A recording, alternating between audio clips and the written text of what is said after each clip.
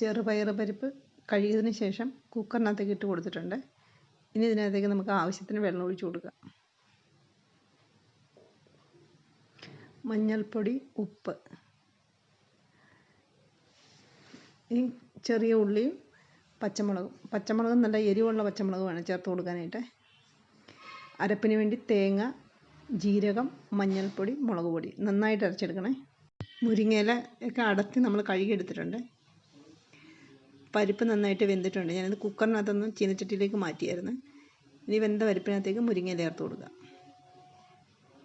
മുരിങ്ങയില ചേർത്തതിന് ശേഷം തിളച്ച് വരുമ്പോഴത്തേക്ക് അതിനകത്തേക്ക് അരപ്പ് ചേർത്ത് കൊടുക്കുക.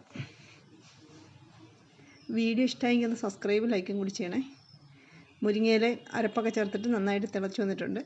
ഇനി നമുക്കിതൊരു സൈഡിലേക്ക് മാറ്റി വയ്ക്കാം.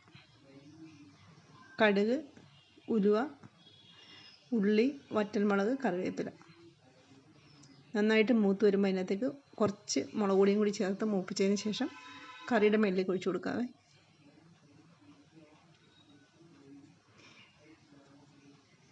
നിങ്ങൾക്ക് വീഡിയോ ഇഷ്ടമാവുകയാണെങ്കിൽ ഒന്ന് സബ്സ്ക്രൈബും ലൈക്കും കൂടി ചെയ്യണേ.